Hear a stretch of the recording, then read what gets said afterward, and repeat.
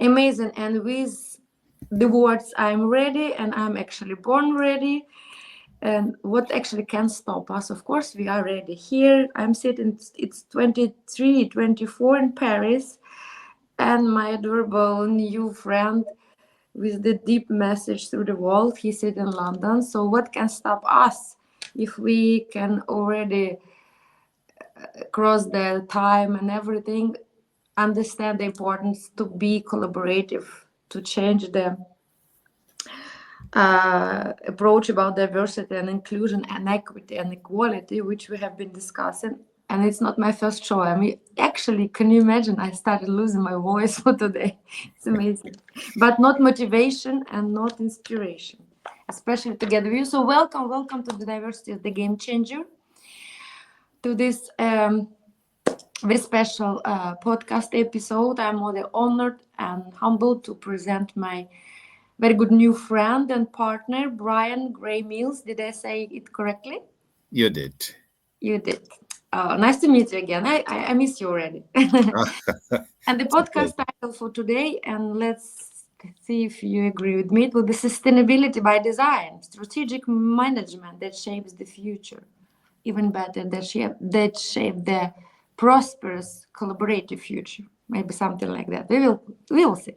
So welcome to another episode of the Diversity is the Game Changer, the show where we explore how embracing diversity, differences can really drive innovation, equity, equality, a true transformation, right? But it should have been strategically managed. We know that.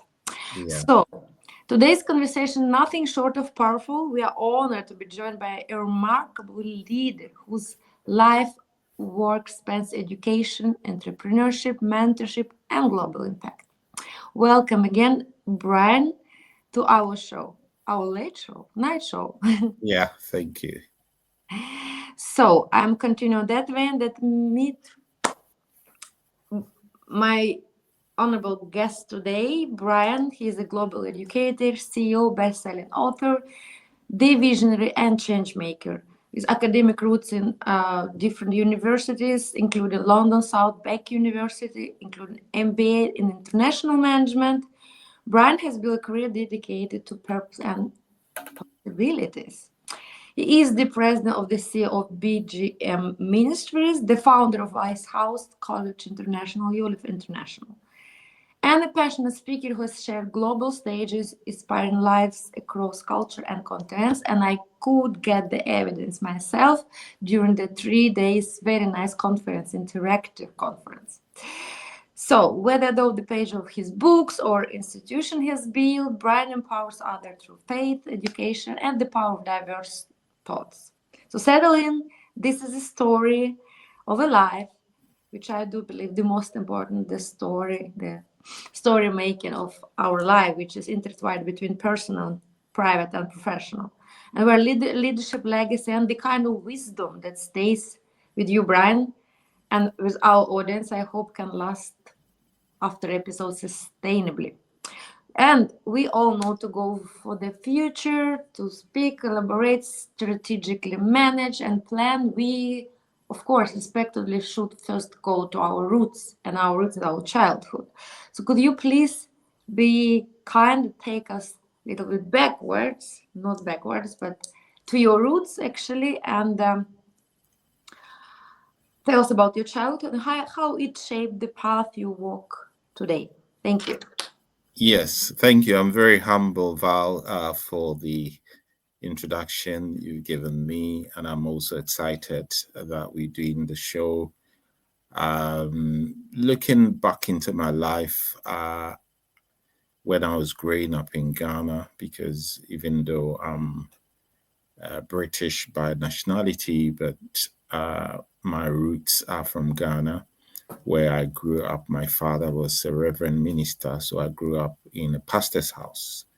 And my father had these values of doing what is right and making sure that we don't disgrace our family name within the community. So it was more of trying to be a good boy, trying to listen to my dad, trying to listen to my mother.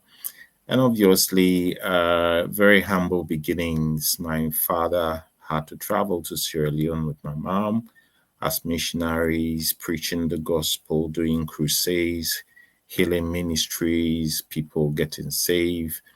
My father started building schools and churches in different countries, and I couldn't get the opportunity to travel with him, so I had to stay with my grandmother. And my grandmother took me to farm, so we learned about farming, how to grow different crops. And my grandmother was also very religious. Every Sunday, wanted us to go to church. She also worked with a training college, so we were living in a training college campus growing up. A lot of beautiful trees, orchards, mangoes, oranges. So beautiful. Growing up a young boy, seeing all these beautiful fruits, and we had ecosystem where there are birds, there are different kinds of animal within where we grew up, and it was exciting. And we got the opportunity. I personally got the opportunity with my younger brother and some of our cousins. We used to go to the hospital college, which was also opposite the training college where my grandmother worked. And then every Sunday, there was a lady who organized Sunday school. So we go and listen. Also, I attended primary school within the same college my grandmother grew up. So there were some friends we had, beautiful people that we grew up with, everybody looking up onto us to, you know, and from there, my grandmother had to retire. So she had to go to her home country, and there was nobody to live with. So I traveled with my grandmother, with my brother and other cousins to another city, Annum, where we grew up. And then over there, my sister was also much older than us, and she realized living in that city was more or less a village, and she felt there wouldn't be any future for me and my brother. So she picked us from there to go and live with our auntie, who was also living in a different part of Ghana, the northern part. So we went to learn other languages. We mingle with other cultures. We met different people. That place was also beautiful. And then again, that helped me to know other people, learn new languages, understood how their songs, their food, beautiful. And then not long, my auntie was also leaving that place to Accra, which was the main capital. And along this time, I was going to school. I've moved from primary school. I was in the middle school. And then I go back to Accra, where I started my secondary school. And then my sister, at this point, was a bit older. So she felt I should come back to a city where she was training as a nurse to become a nurse. So I traveled with my brother. We went to stay with her. And over there was also beautiful, met new people, made new friends. What was affecting me was because I wasn't staying at one place for a long time to grow, but I had to grow at different places, mingle with different people. But I was doing well academically. So instead of me going to the middle school, I was jumped. My teacher said I was too clever, so they jumped me twice. When I went to another city, they jumped me twice, and then I got into secondary school where now I had to do science, additional science. I was studying additional mathematics, English, and all the other subjects, which shaped my academic life from the beginning. Then from there, I went to sixth form, and from sixth form, after sixth form, I was trying to find my feet, and then I didn't know exactly what to do, whether to go to the university, whether to work for a bit. But my parents had now returned from missionary work after 10 years, Mm-hmm. and they've come back to start a primary school. So I used to teach in the primary school. At the same time, I'm thinking of advancing myself academically. In Ghana, it was very difficult to support Yeah. yourself financially. Yeah. So I was working at the same time, raising money to take care of myself. And then I had opportunity to go to Saudi Arabia to work as a administrator. You know, whilst I was there, I was trying to educate myself online, and then I had opportunity to come to London.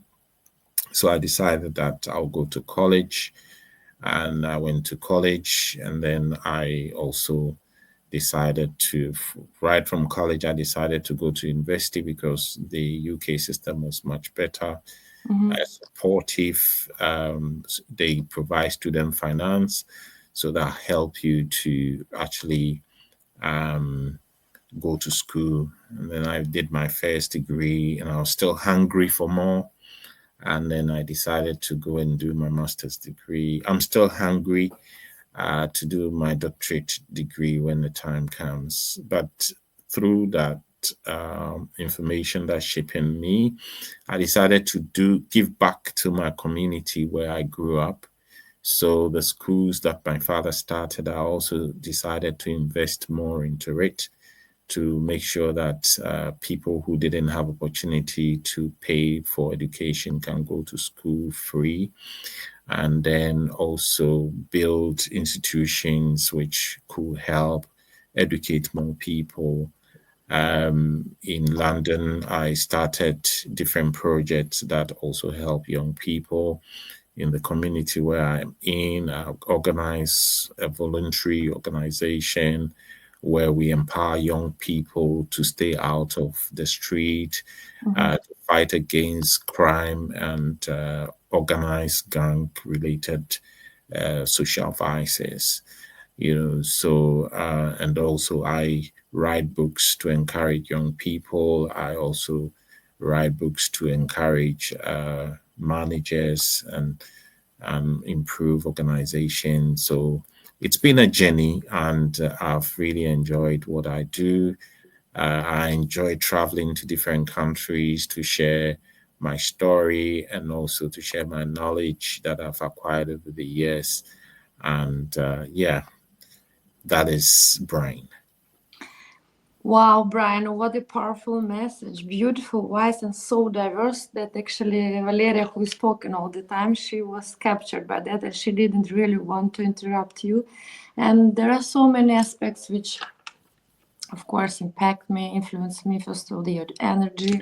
I do love the energy, how you talk, and I've been touching this during your conference, which you have delivered brilliantly. I can now come with feedback to you and to my audience, and I do really motivate, I encourage you to join your next events. It gave me a lot of fruitful knowledge and on much deeper level. And I do love, now I understand more and more why you are exactly how you are, because you've been extended to diversity since you were a kid, and first you've been presented with the beauty of the biodiversity, and you could respect that. That's why you understood that diversity is actually so important. And then you've been presented to different cultures or subcultures within your countries, which you also, as I understood, appreciated, not like developed resistance, but actually try to teach and like endurance, everything from the very, I do believe, empathetic perspective, and also to get so much knowledge, right? And then you decided to invest so much in yourself, and it's perseverance. It's a hard job because motivation, inspiration, they are floating, ladies. They come and go, But without you really being hardworking and persistent, perseverance like you are, so it's not possible to achieve.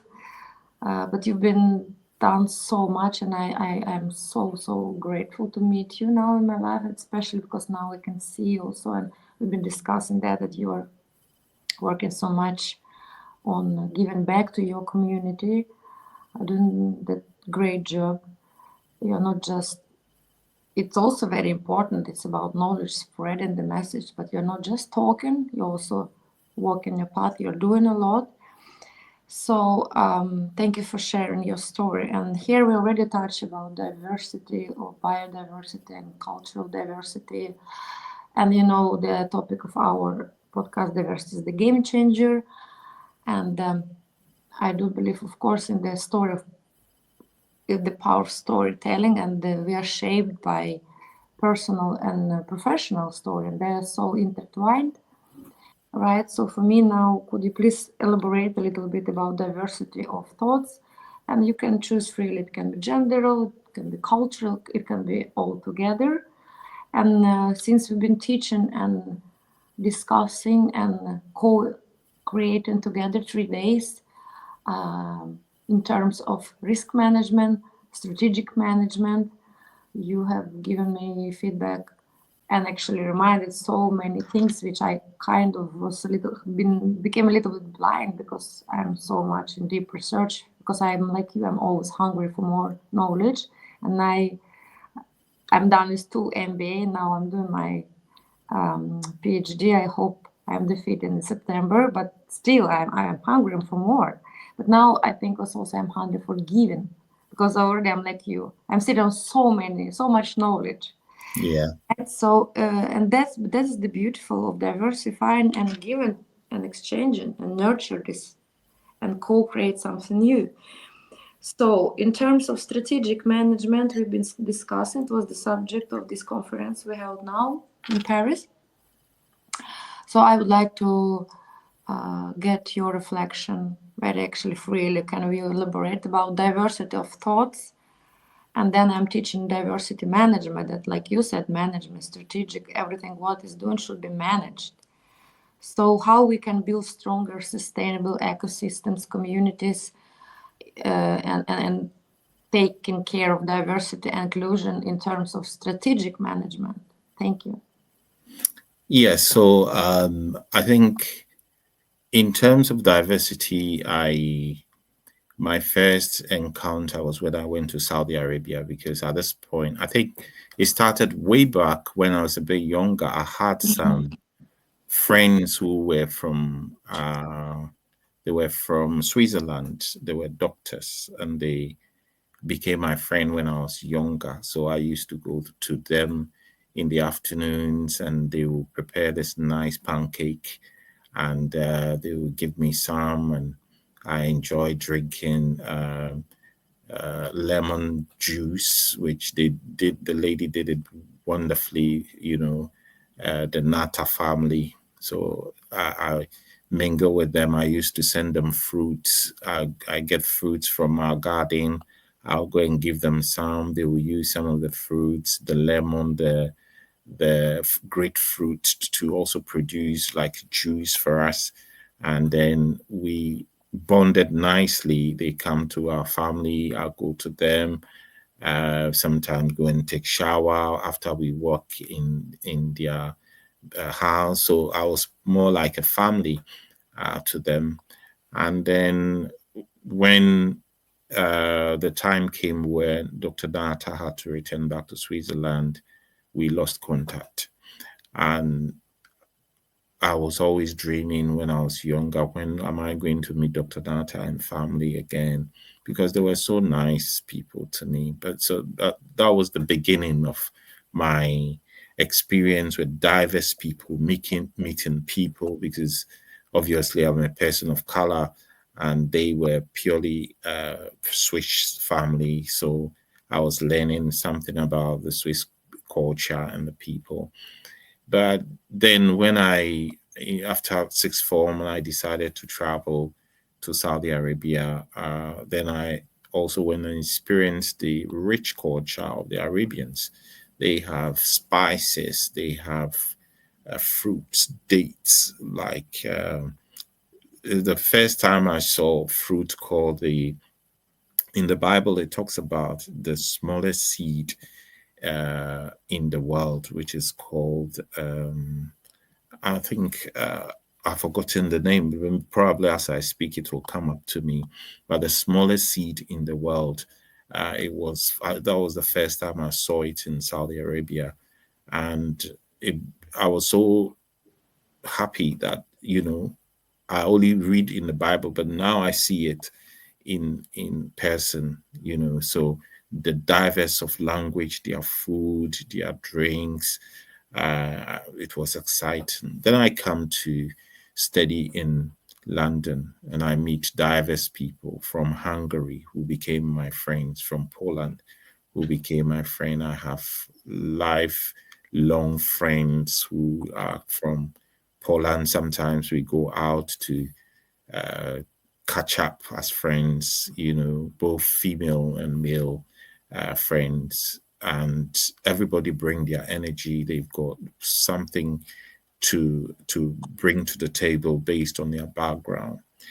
And so for me, diversity is such a very powerful thing, because without that, we don't have a strong team. Everybody is bringing in something wonderful from their culture to form a stronger team that will be able to produce. And so for me, when it came to Brexit, for instance, I was against Brexit because I'm thinking where we have all these wonderful people and you are introducing Brexit, Britain want to stand on its own. How can that be possible? Because different talents, we are going to lose a lot of talents. People are bringing new ideas, and we're going to lose them. So I didn't really vote that Britain should, go come out of the European Union. I wanted, Britain to be part of the European Union, and I believe now we are negotiating better deals to let that happen.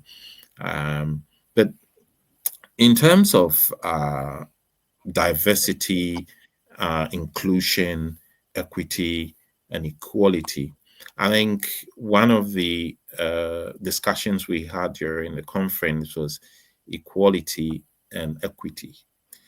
And equality is more or less creating opportunity for everyone, um, providing similar resources for everybody to be able to improve and do well.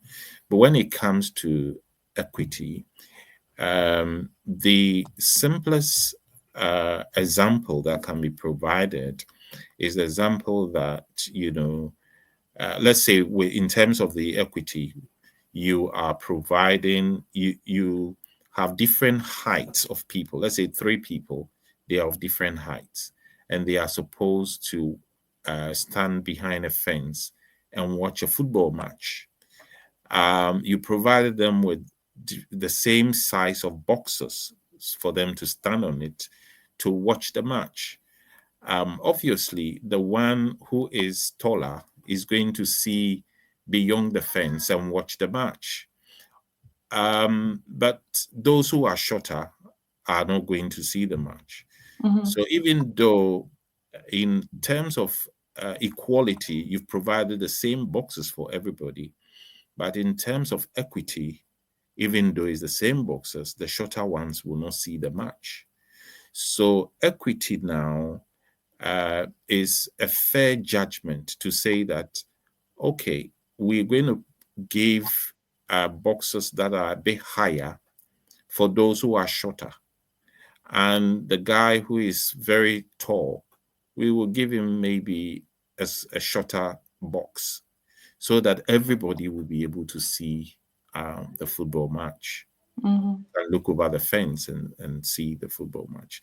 So equity is more of a judgment to judge and see who will benefit more. We want everybody to benefit more, but in fairness, we want people who are shorter to get taller boxes, and those who are taller should get shorter boxes so that everybody will be able to stand on the box and watch over the fence and watch the game, the sports.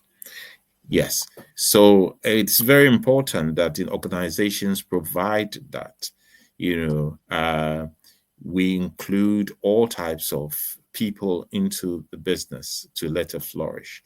And that is where we are looking at different types of people, irrespective of color, irrespective of their race, irrespective of their ethics, uh, irrespective of their ethnicity, and then irrespective of their background, providing equal opportunity for everybody to be able to contribute their quota in the organization. And then you provide inclusion where everybody feel part of the organization and produce their best without fear, without discrimination, so that they can do well. And there are certain opportunities that needs to be provided at the workplace, which include family-friendly hours. So mothers who have given birth, for instance, and they have to work in the same environment, we need to provide family-friendly opportunities for them. They can still go and pick their children, and then will be still come to work probably a little later than the others, because the mom have to take the kids to school. Whilst he's taking the school to school, it means she's going to attend to work a bit later, and the workplace must be able to accommodate all that. These are family friendly um, hours provided for them. And again, we need to accommodate different disabilities which comes with people. Now we say people are wired differently, and we have to appreciate the different diverse people that we work with, because we have very intelligent people who can help produce increase productivity, market share, and obviously provide intellectual knowledge to help the business, the organization to flourish. So people with autism spectrum conditions, for instance, must be encouraged at the workplace. I know a lot of workplaces where people who have autism are, welcome, and different programs are organized, different conditions are provided. They are not looked down upon, and therefore they feel encouraged to come to work. We have conditions like the ADHD. They are also encouraged to come to work. There are certain institutions where individuals have got dyslexia. They are supposed to be given support to do well academically. There are certain conditions where students are unable when it comes to writing, reading, or they have problems with them. These people have to be encouraged. And doing that will prevent somebody committing suicide, will uh, help somebody to have hope, because a lot of the inventors are people who probably had challenge with um, some of these conditions, and they look outside the box and they come out creatively. I know of such one of such people who can read the alphabet from Z to A. He can read from backwards to A, which normal people cannot do that. This is creativity. They come up with wonderful ideas which shape in the world, and the workplace must really see their contribution, and obviously uh, encourage them and accommodate them, to make a difference at the workplace. And that's why I encourage that organization do that when it comes to um, the neurodivergence issues, for instance, is one of the areas that have been ignored by a lot of organizations. They don't even realize it exists, but it's about time we talk about it. It's about time we throw more light about it. We campaign about it, advocate about it for organizations that are not really encouraging that. There are some organizations, they will pick a man over a woman, they will pick a different culture over another culture, they will pick someone who they feel is not disabled over somebody who they will typically consider as disabled. But all of these people can play a very vital role in our organizations. In Ghana, for instance, we have people who are blind, but they are able to create a basket. They are able to weave basket. They are able to play instruments, and they are able to affect the world. We have one popular music artist who has shaping the world, but he's blind. He has done a lot in his time as an individual. Now imagine he wasn't encouraged, and he has sung a lot of classic music. And I think his name, you should be able to recognize his name. I think I'm trying to remember his name, but he, yeah. You're not talking about Lionel Richie. Oh, Lionel Richie isn't blind, but this guy, he's within the same range as Lionel Richie. I wish I could remember his name, but he's a blind man and he sings classic, iconic music. But you're not talking about Andrea Bocelli now. You're talking from your country. No, I'm talking. He's from America. Oh, yeah, American. Okay. This one is from America. Okay, we are common on that, so when we elaborate. Yes. Yeah. But the point I'm trying to establish here is that you cannot do away with inclusivity. You cannot do away with diversity. You cannot eliminate some people or alienate some people from culture and think that they can't produce anything in the organization. So it's very important that everybody is included, everybody is encouraged, and everybody is supported. And that will shape in a great world that we live in.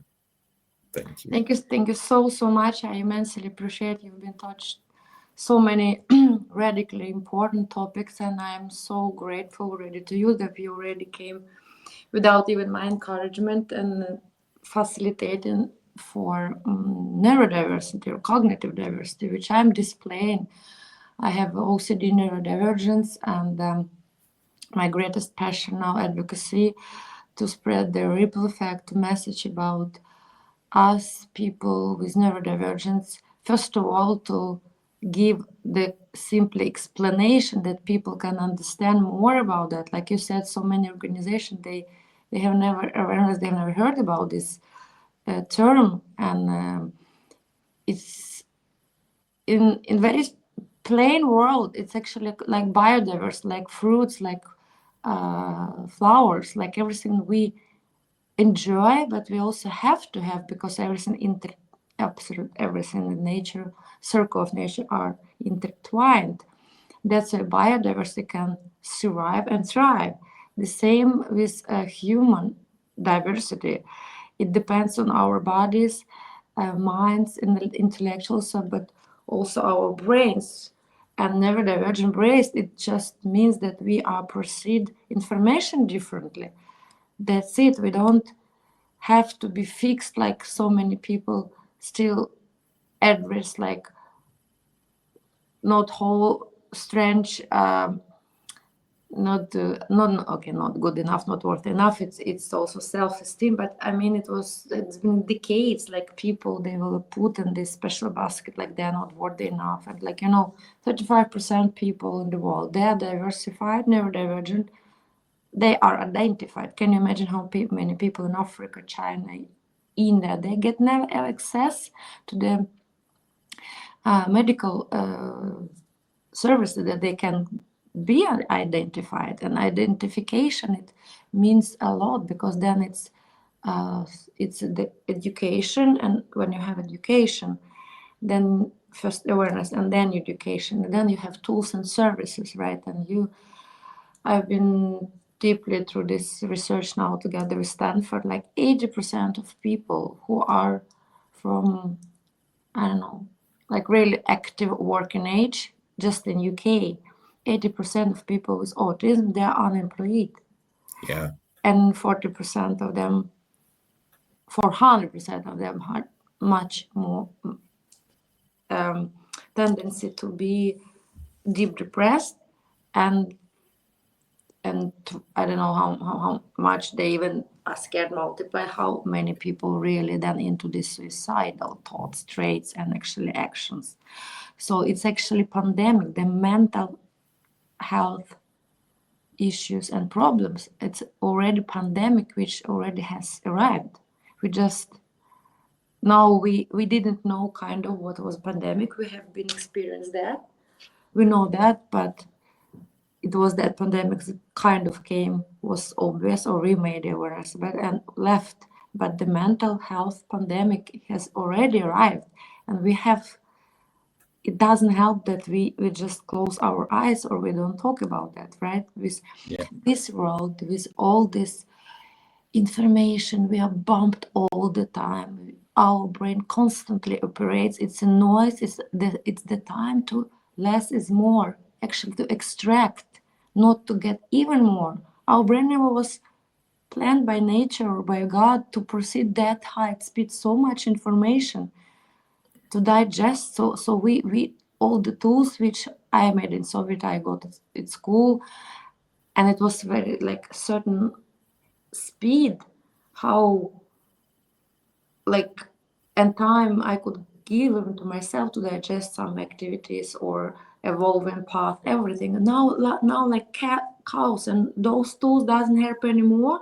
But because we still don't talk a lot about mental health awareness, we didn't develop new tools yet to manage it. Yeah. So I'm so grateful for you that you already do really ripple effect every single day. And now about diversity, even yesterday, right? We started from the very important point. Everything at the end of the day, it's about people and collaboration. And the last case study was about how you made these fruitful collaborative constellations, how you actually shaped it. All different people can gather together, and in this togetherness, they can, yes, by being diverse, but yet being open-minded to collaborate, they can really propel, and not just can, it's must, it's otherwise we have so many global challenges now, so that's ridiculous to think that we can cure them with just one type of thoughts, right? And we know since many decades and centuries that the people with neurodivergence, they propel industry, innovation in society, but yet we still don't fit in. It's a nonsense. We kind of stuck on the fringe, and it's killing us because we have to be fixed. We are broke. We have to be fixed, but the world doesn't function like that anymore. It should be two-way street. It should be like that. So I'm so grateful that you are doing this job every single day. Yeah. And particularly in this strategically approached domain, because one path to kind of go somewhere, make a plan, and then elaborate, reflect, and change and adopt. But you remember, but not adopt and be flexible. But strategic, it actually means like to predict, to not get into this situation, right? So it's so much should be, but this process should be managed, and should be managed by also all these diverse minds, right? Yeah. So thank you for raising awareness about that. And from your experience, you've been doing so much in books and created an interactive sculpture, and been doing so much now for your community and educational system. And we know also all this great bigger management should also start from conscious choice of manager yourself. You should be first of all your inner manager. The Yeah. whole greatest startup of your life is your life. Actually, Yes. life it is ridiculously. It's like not like their life. It's actually management every single day, micro steps, right? Yeah. If you should collaborate, if you before we wrapping up and a little bit, so we've been talking at the conference, right? Yeah. In I think. manage with yourself, then you can manage the bigger process. Yeah. What is your approach and maybe some advices to younger people now, especially in the Western world? There are tons of ways to go, how they should learn to manage themselves. Yes. So the gentleman who I was struggling to get his name is called Steve Wonder. I'm sure you would have heard Ah, about this one. Stevie Wonder. Of course, Stevie Wonder. It was the second. Yeah, yeah, yeah. Yes. Yes. Some tea Yeah. because I really feel that I'm losing my voice. I was talking so much today. Okay. That's I see. But then there are some key topics that I always use in conferences. My Mhm, target is actually looking at how organizations will be able to plan ahead. So we look at the strategic planning process. mhm, What are we supposed to do in our planning process when it comes to strategy? And there are tools that can be used or theories that mhm, has already been utilized, and one of them is the SWOT analysis. Using the SWOT analysis, you are able to tell your strengths and your weaknesses and opportunities and threats that you have out there and how to manage them. And when it comes to your internal strengths, you're looking at your financial capabilities. And again, you're looking at the staff that you've got, the training you give mhm, to them.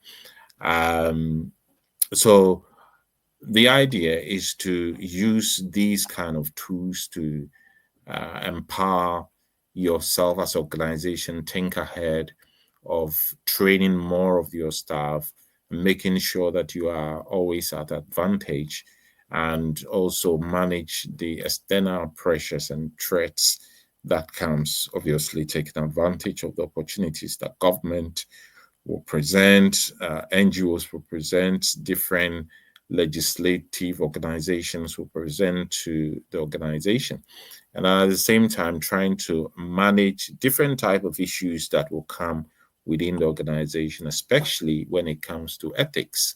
So a lot of organization overlook the aspect of ethics, but then when I was studying for my both my undergrads and my postgraduate, I bump into the subject of becoming ethical. And as an organization, we need to be ethical in terms of how we present our products and our services. We have to be ethical in terms of how we treat the environment.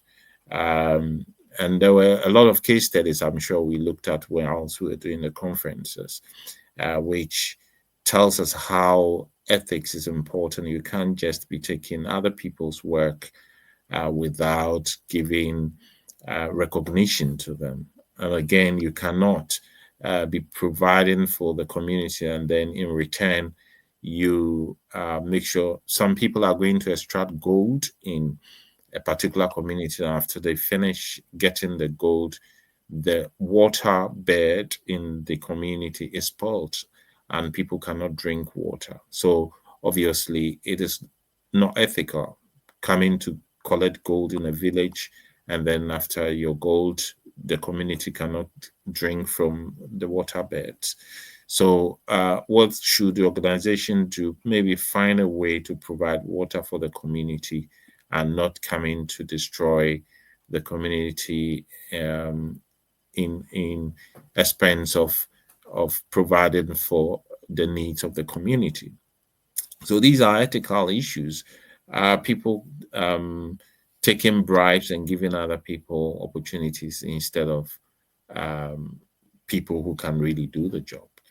So ethics plays a very important role, and these are some of the things we talked about And then as an organization, you must also be able to see your strengths in the industry that you are operating in. So we use Portal 5 Forces, for instance, to talk about different people who are coming to the organization that you're operating in, the power of your customers, the power of your suppliers, the competition that is going on within the organization, whether there's a rivalry within the industry, and whether or not you have players who can substitute what you are doing. That helps you to plan ahead and to position yourself to compete and succeed within the market. And again, you need to introduce certain business modules that will work for you. And there are tons of different business modules that the organizations can employ to do well. For instance, Netflix is using the subscribe. They are using a business model where people have to subscribe to their services, and it works for them. Other organizations will present it differently. So, my advice to young people who are coming into business would be: one, they should understand the market in which they are operating. They should consider there are other players within the uh, industry who are doing well. Sometimes you have to learn from the players who are doing well in the market, and then you have to come out with some creative ideas that can disrupt the market, like what Uber did. They were able to disrupt the taxi industry. The Airbnb has also been able to disrupt the hotel industry to some extent. We need key players. We need destructive businesses. Now, AI is also taking a huge part of what is happening in our world, and it's believed that very soon we're going to have driverless cars where drivers are not driving them, but they can be driving on the streets. Um, so a lot of things are coming, and young people going to business should be aware of the new technologies that are coming. They shouldn't allow the technologies to leave them behind. They should run with the technology. New technologies that are coming, they should be ready for change and change with the technology so that they are not left behind in the business. And again, that will mean they should be innovative in what they are doing. Otherwise, those who are innovating will take over the market and they wouldn't be able to succeed. And they must also look at how they should make their team successful, because without a successful team, the business isn't going anywhere. But there are different approach that organizations use to manage their team. They could use the militant approach, that's the punish approach, or they can also use the motivation approach. There are some cultures where the punish approach works, and there are other cultures that the motivation approach will work. It will depend on the management of the organization to establish which type of approach, leadership approach, management approach is working for them, or a blend of the two so that everything will work smoothly and that their businesses will work well, policies that will improve development for them to gain more profit and then earn a lot of market share. Thank you. Thank you so much. And in that vein, actually, I would like to invite and encourage. First of all, I would like to thank you, to say how much I'm grateful for you, for everything you are doing, and for the time we spent with each other on the conference, 3 days, and I really found the energy and the beauty in our diversity of thoughts, right? And knowledge, expertise. So first of all, I would like to thank you for that.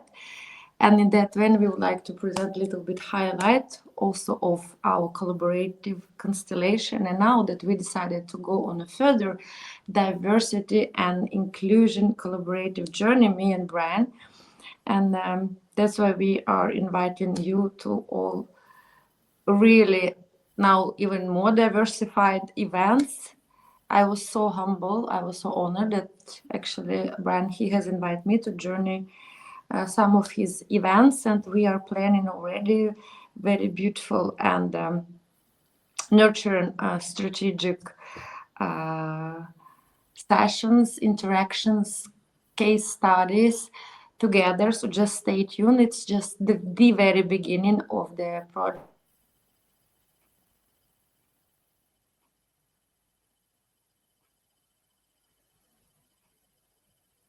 So I'm sorry, it was. That's fine. Oh, can you hear me again? Yes, I can hear you now. Brien? Yes, I can hear you. No. Sometimes when it goes, so I do like this because it was now from my turn, it was called to me, and I didn't believe that people can call so late. So that's why I would like our show to be so human that we know how it's functional and now multitasking world. You can be kind of control of out stimuli and circus, but not 100%. So that's why when Brien said, okay, should be said, no, it's the flow. It's today we sit in, I'm drinking my tea in Paris, he's in London. We're still human beings. We can stumble, we can forget, we can joke, we can do. That's why, because we're craving at that time. We need more authenticity. We don't need more these filters, curated, 100% pre-planned, pre-scheduled events, because then we're really losing on our authenticity. We're like machine and robots. It's nice we have that much help, but still sometimes very nice to be human beings, right? So I mean, all my not checkbox, but it's really from the bottom of my heart, and for our fruitful time together during 3 days, and today that you gave me again the precious commodity, your time and soul, and I'm really looking forward to our future journey where we can really marry our very diversified cultures, knowledges, and make even more ripple effect. I'm sure now. So please, my beautiful audience, stay with us. It's just we are at the very beginning. We are giving a birth to fantastic project, which we also have some different options that will be really intercultural. And if you want to actually add a little bit on that, my now brainstorming idea, I don't want to be a solopreneur here, solo prima donna, because it's now outdoorship. And actually, this is your conference and you invited. I will be humble a contributor so if you could elaborate and add a little bit about this baby project. We gave a birth yesterday, I believe. Actually the very first day we saw each other, we decided, oh my God, we have to go together further. Yes. So we have some upcoming events in Canada. We have events in Germany. So I'm sure when it comes to the Scandinavian countries, you are pro in that area, and we would love to extend our invitation to people living in the Scandinavia countries in Europe. We have a lot of upcoming events which we will announce for people to plan ahead and be able to attend. Obviously, we're looking at management and leadership activity strategy, which will help, whether managing their families, whether managing their business, whether starting a new project. These are things we are talking about in terms of diversity at the workplace, diversity in our community projects. These type of conferences are supposed to empower us, looking at different case studies, which sometimes is outside the box. And when you hear from other people who are also doing the same thing, is encouraging for you to know that you are not alone. On the topic of change management, for instance, by experience, I noticed that a lot of people see change from different ways. Maybe people are coming to work late and organization want to make a change. What are some of the strategies they have to take? What are considerations they have to look at? And I've met different kinds of managers attending conferences, and they are confronted with some of these issues. They don't know exactly how to handle some of these complicating issues. But you know, you share a lot of ideas. People from diverse institutions come, they share ideas, and that is a place for you to network and find new people, new friends, new ideas to make a change in your organization. I believe it's if you want to attend any conference this year, make it one BGM events looking at diversity, strategy and management leadership programs. And I'm sure there's going to be a great difference in your organizations. Thank you. Thank you so much. And we are so great for also, of course, interaction, making co-creative impact. So we also now developing special program that we will be making events, and then of course people who are bringing diverse thoughts and they would like to get their voice to be spread, their message to be enlightened. So we will be humble. Me and Brien host them in our collaborative show, in our podcast show, conferences show afterwards. So let's stay together. Let's be radically curious. Let's share. Let's join. United we are stronger. So first of all, I would But like let me add that in yeah. case somebody wants to also, these conferences, we want to welcome people who want to showcase what they have, like people who want to stand to come and also display some of their things that they want to share. So partnerships from other places, you want to be part of what we are doing. You buy a stand and come and join us. You can display what you have, and attendees can also patronize what they have to share. So they can buy a package, a stand to probably come and display what they also could be books, it could be merchandise, or it could be anything. They are welcome. Yeah, thank you so much. And actually, then that way, and we can also make more information. Now, first, of course, it's your conference, and you have already 10 countries, and it's just the beginning where people can find out more information, reach out now to the platform and get out more information and the upcoming events. So they can go to your home site, my homepage. So you can, of course, I will be giving the all information in the text about podcast, and we can co-create also new stuff. So it will. I'm really excited for this new journey. Thank you so much for inviting me, giving this tremendous opportunity. Right. So and today, so thank you for joining me on this episode. Diversity is the game changer, where we believe you and me, and we showcase and we walk and talk our path, but mostly walk and do.